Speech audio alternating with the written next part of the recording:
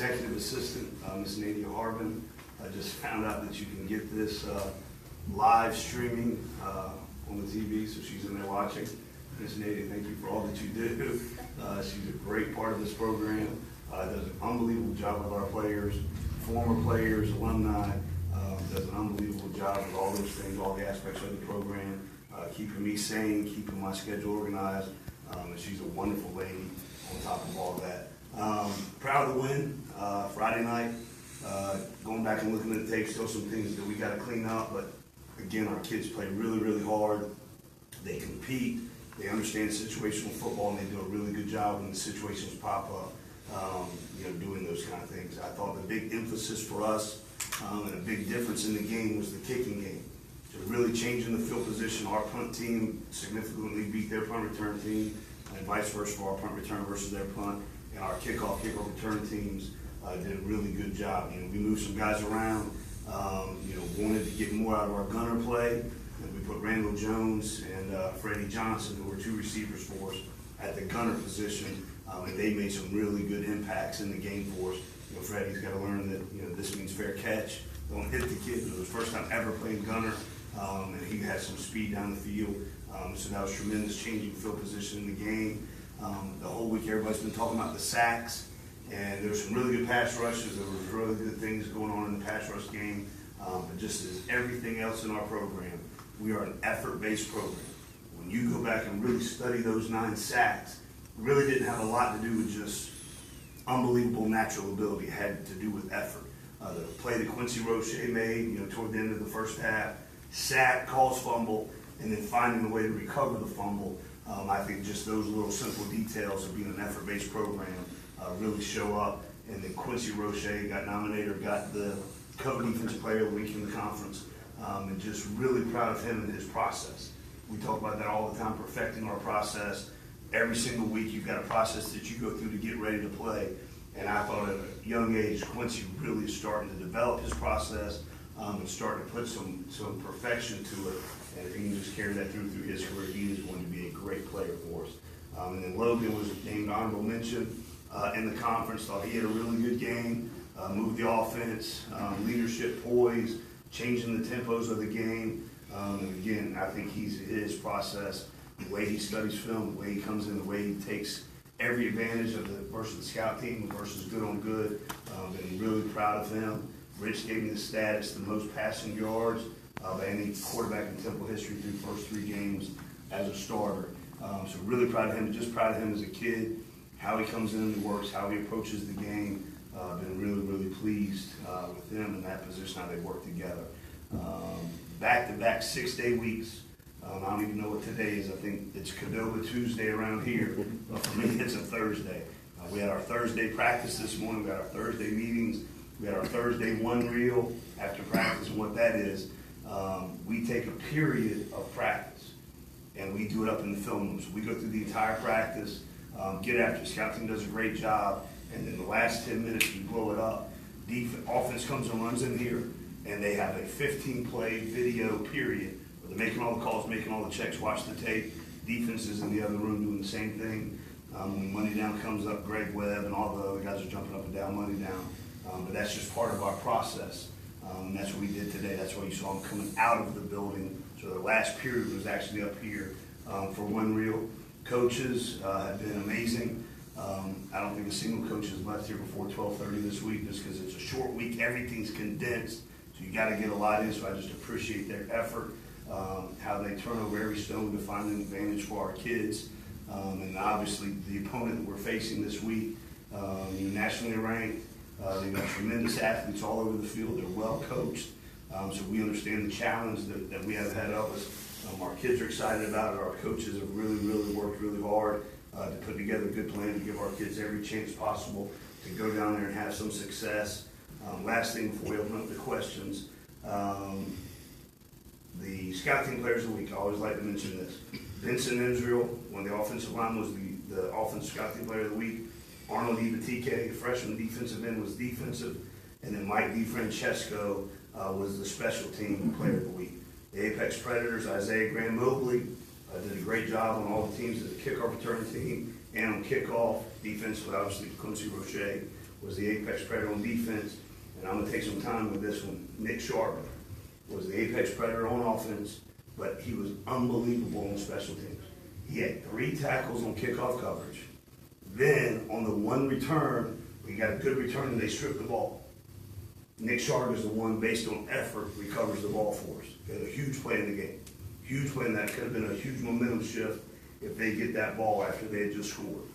Then when they blocked the field goal, you know who made the tackle? Nick Sharp.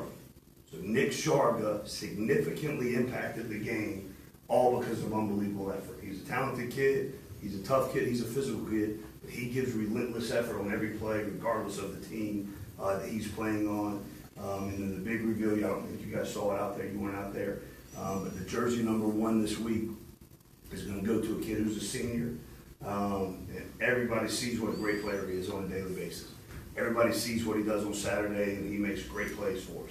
What you don't see is the prep work he goes through every single day to get his body ready for practice. Not just games, to get his body ready for practice. He's in here an hour before practice, rolling, stretching, contrasting to get himself ready so that he can practice at a high level. And obviously on game days, he does the same thing. So jersey #1 this week will be to wide receiver Adonis Jennings. Unbelievably proud of him. We were sitting at what channel were we at on Sunday, Saturday? ESPN. No, the local one. Or did the Channel 6. So we're at the Channel 6. Rich and I were just sitting there getting ready to go on the air, and there was a New Jersey high school record book, and we're just reading through it and flipping through it, and there was Adonis's name all over the place. Career, season, all those kind of things. So obviously he's a great player, but what he does effort-wise, toughness, and just as an example of a leader, how we do things in this program, I'm really proud of Adonis. So with all that, I apologize for taking so long. Any questions? What do you think of Isaiah Wright's catch, Geoff? That one. I mean, this is the second week now. Somebody made a big catch. He's a really good player. We get to see it, every day at practice. And it ended up being the #3 catch on ESPN's top 10. But I texted him when it came up. I texted him, and I told him, "You're a great player," and all those things. But the thing I'm most proud of is who you are as a kid. How he's matured. He played a lot as a freshman. Right. Sometimes kids that play a lot as a freshman kind of overinflate, their worth to the organization. I've been so proud of Isaiah, how he works, how he goes hard every single day in practice. He follows leaders like Ventel and Kirkwood and Adonis, how to go about their daily business. And for him to be rewarded with something like that, because every single day he works to get better.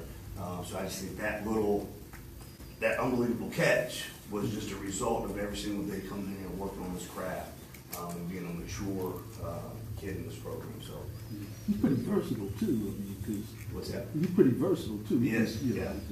And he plays tailback for us sometimes, so we haven't had to do it in a game yet. But every single week he gets reps at tailback, just in case you need him. He's really good at it too, so he can play all over the field for us.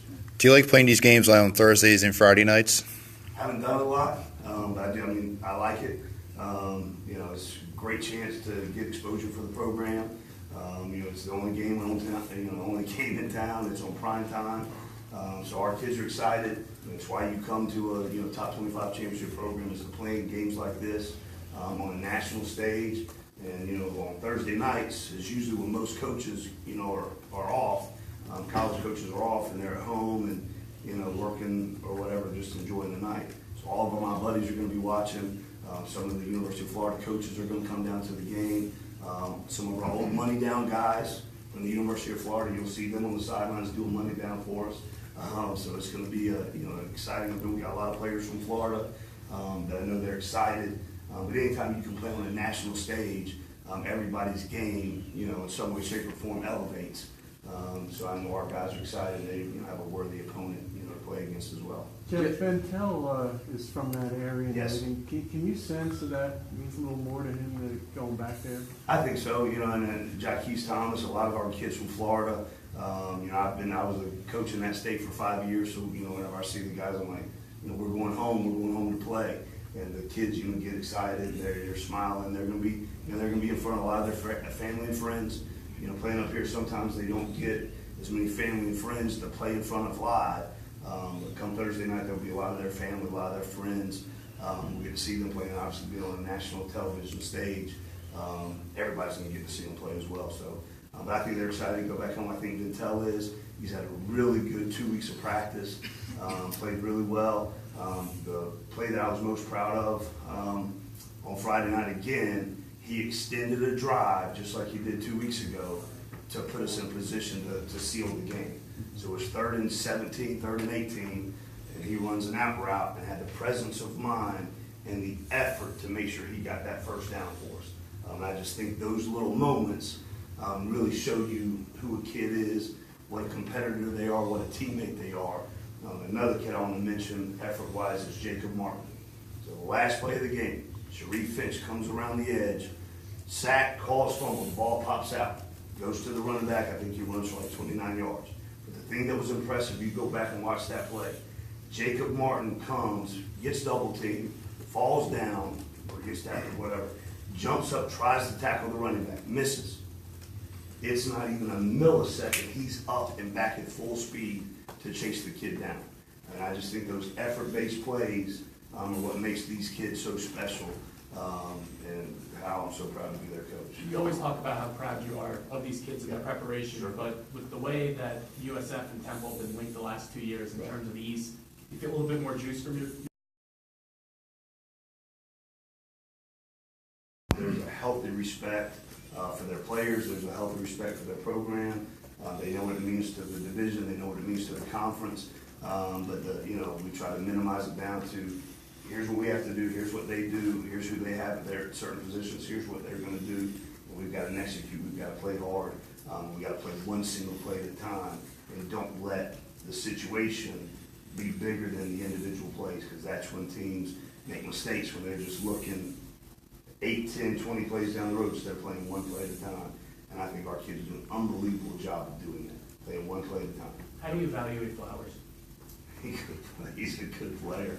They go fast. They're averaging 101 plays a game.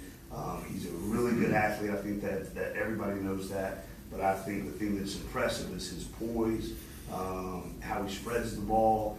The situation never gets too big for him, and he's a competitor. He gets the ball. He's got playmakers all over the field. He's got a big physical offensive line that protects him. He can make plays with his arm and he can make plays with his legs. And you can tell he's got some leadership ability. And then we were in Rhode Island for the media days this summer, and you could just tell he had a presence about him. And he's a competitor. So our guys understand that, and they understand the challenge, and they're going to get themselves even more ready for Thursday night. Jeff, given that USF is averaging 100 plays per game and all that, how important is it for the offense to move the ball and keep, win the time of possession battle? How important is that? Absolutely, that's huge for us.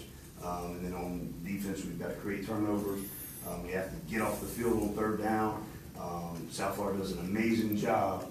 First down, second down, getting into third and manageable situations. And then once they convert, here comes the tempo. And so that's got to be a big emphasis for us.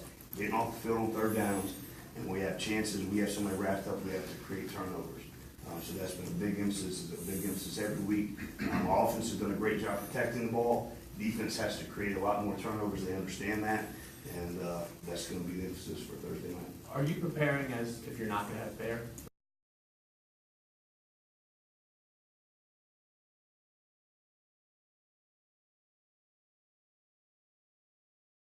Keep working him. He's a really good player. We have some really good chemistry along the offensive line, but he's still working. He is a tough kid, and it's hard to keep him out of the line if he's healthy. Jeff, with Charlie coming in and a whole bunch of assistants, and you can probably relate to this, is there that fine line of when you have a talented team, you want to put your own wrinkle in, but you still see a lot of similarities with their system that made them successful with before you got there? Right. Well, you watch, so what we've done, and the reason we've stayed so late is obviously watched every single game this year and gone through every little detail. Went back and watched last year's Texas, went back and watched last year's South Florida. They've done a nice job of meshing the schemes and what their kids do really, really well. Really good coaches. It's funny that, Coach Strong and I had the same office at different times at the University of Florida. The defense coordinator office has been, I don't know what the word is up in the South, but whatever it was, endowed or whatever. So he had the office, and I had the office. BJ Durkin had that office. So, I'm well versed in what a really good coach he is, and how he's assimilated to that culture and brought his own flavor, own style to it. And Brian Jean-Marie, who's their defense coordinator, he and I were together at Georgia Tech. So I know what a really good coach he is, what a defensive coach he is, and I can just see the way the kids are playing hard, playing at a high level, and they've got tremendous athletes all over the field at every position. You said on Saturday when you took Centennial out of the game, it was because you had exhausted the package. Sure. How have you looked at expanding it for upcoming game? We looked at it, and we worked it. Is it how much bigger have you made this? You had 7 snaps. If you were in a situation where you would get into the red zone on Thursday, would it remain into the game? That would be a game time decision. By the way, did you Moving use, forward, though, is the plan to use Centennial throughout the rest of the season? Week basis. And Was in that Centennial- package, I mean, you had Jagger on one side, Hood on the other, Yep. and then you had Isaiah in the slot, you had Brent, so is that package just like anybody who can kind of like just take off with the ball, has a threat to run with the ball? Yes, so and the way we do it, we tweak it every single week, and try to evolve it, and that will continue to happen. And then this week it's out of 2 different personnel groupings, so it'll be a different group of kids in a different configuration. So I'm not saying much more than that. was Todd used this week to kind of impersonate Flowers for your defense? He was, and did a really good job, and that's no small task, because Flowers is really, really good. But I think Todd did a great job. And 2 weeks ago, I thought that the quarterback from Villanova, I think he's a special player as well. Makes plays with his arms, makes plays with his legs. Todd had got Scout Team Player of the Week that week. So he does a really good job. Russo's over there.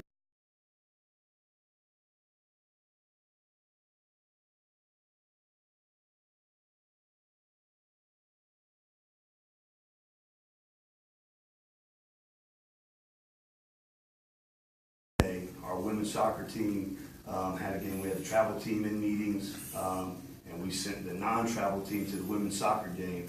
And you saw the guys going nuts on the sidelines for us Friday night. They went over there and did the same thing. How many goals did we score? 8 goals. We scored 8 goals, and our guys felt a good connection to that as well, because they were in the stands, they were waving their swag rags, and they were going nuts for our women's soccer team. And the big thing for me symbolically is all the other sports come to our games and do a great job supporting us. So in some small way, if we can go and support the other teams that do a great job for this university. Our band does an unbelievable job. I don't know if they get as much credit as they deserve for what they do. It's just really, really appreciated how the student body and this campus supports each other. What are some of the other challenges that South Florida presents to you guys? Yeah, obviously their speed. They've got speed. They're very sound. They play tight man-to-man coverage. They have some really good blitz packages that complement each other. Good front 7, and obviously a very fast, talented back end. And then just the way they spread the field on offense. And I know everybody talks about their athletes and all those kind of things, but their scheme is really good too. So you've got athletes, you've got the tempo, and you've got a really good scheme that has answers to everything that you do. So we just it's going to be a good chess match back and forth. And then at the end, we got to get off blocks and make tackles and run in space throughout the entire game and get guys subbed in because they're going so fast. We need to get guys ready to make sure we're rotating in. And that's why I think it's games like this, especially defensively, where the whole above the line concept comes in. Because you got to have 10 defensive linemen that are ready to play, and they got to play like they're starters. Same thing, we got to have 7, 8 linebackers ready to play. And on the secondary too, because they're going to spread us out. They're going to do a 10 personnel. They're going to go 5 wides. So we got to have a lot of DBs ready to play and play at a high level. Last season, when they played USF, they had a signed spy player at the time, but he still got his runs because he's that talented. Right. So how do you try to limit a guy like that and just keep him contained so he doesn't escape? Right, so that's been the big thing too. And even a bunch of the pass plays versus the scout team, I'll just look over at Toddy and give him the nod. We're not throwing this one. You're going to run around. And so Toddy's done a really good job of running around and making sharp pass rush lanes, whether we're blitzing or dropping 8 or dropping 7 into coverage. We're sound in the pass rush lane, so he's done a really good job helping us. After the game on Friday night, you said you were gonna have to take a look back and check out the running game because you had 9 sacks and the numbers could have been a little bit skewed. After looking back at the film, how would you kind of evaluate the way you I thought played? the running game, I thought we did a really good job defending it. And then they added 30 yards on that last play, which was a sack caused fumble. We were in prevent defense, so we were backed up, and we just came up and made the tackle 30 yards down the field. So on the day I think they ended up with 50. So I thought they did a really nice job defending the run, getting all the hats to the ball versus the run game. A couple plays out in space, I didn't think we tackled, the way that I know we can. So that's been a big emphasis, especially this week, to be able to tackle in space. Coach, how do you intend to protect or defend the middle one? Because it's been a common theme that a lot of teams are converting on third and medium, just doing a dump off over the middle. Yep. So then it's just pass coverage wise, there's somebody that's supposed to have the middle hook and the weak hook, and then at times when they try to flood out a zone, you're supposed to let that go to the next zone, but we've had a couple of times people chase it, and we've worked really hard on that. Just make sure that somebody's out there, let that flood go to them, and you just sit there because there's gonna be somebody else coming. A lot of times what happens too is everybody runs high-low concepts, and when you're in zone, if you have something low, you have something high, but it's just so enticing playing linebacker. You see somebody run in front of your face, you want to go cover it, but then all of a sudden there's somebody behind you. So we understand it. We made those corrections during the game, and it stopped hurting us. I think the second drive of the game, and then a critical 4th down late in the game, that happened to us. Is that just something with like the linebackers are younger, that they're still kind of getting used to that game? Absolutely, 100%. How more do you view this, 2-game stretch here, opening conference play against South Florida and Houston, the tougher teams in the league? Ask the question. How do you view this, tough stretch to open up against, South Florida and Houston after that? Right, yeah, I mean, I'm just worried about Thursday night right now. The games that are in the past are in the past, and then we've got a big one on Thursday night. So we'll play that one and then go on to the next one after that. So, but all we're focused on right now is South Florida, because they're a really talented team and they're a well-coached team. How did Adrian Sullivan grade out? He did good. He came in, played at a high level, and he'll only get better. I know he played a lot for us last year. Hasn't played as much in the first couple of games, but we believe in him. He's one of the leaders on this football team. He loves his teammates. He works unbelievably hard. So I'm excited to see what he does on Thursday night when he gets his reps. Do you look at him as a replacement if Bear isn't able to go? We have above the line, and the guys that are next up, they'll go in there and play. How would you say your team has looked through the first 3 games as now you open up conference play? Yeah, I've been really pleased with how much better they've gotten every single game. They've gotten better in whatever area that we've emphasized, whatever improvements need to have happened from the week prior. These kids have a chip on their shoulder. They want to improve. They want to be coached. And so I've been pleased with how they come to the office every single day, their attitude, their demeanor, how hard they practice, how much they care about each other, and really care about this university and want to put on a good show to represent the Cherry White. On the offensive end, how much of an emphasis will it be to get the run game going this week? 100%. Yeah, that was a big thing for us last year. So every single week we try to find creative ways to formation people to get certain players in the box, run the ball at certain people. So that's been a big emphasis, finding where we need to run the ball. But that is a big emphasis for us. 2 of the captains this week will be Nick Sharga, Rockwell Armstead. So they had big games last year, and they've been improving every single week, and I think they're a really good duo. They play well together. Sharga's got to be one of the best fullbacks in college football, and what he does on special teams. And I think Rockwell, Hood, Jagger is a nice 3-headed monster at tailback, and try to get all 3 of them rolling on Thursday night. Okay.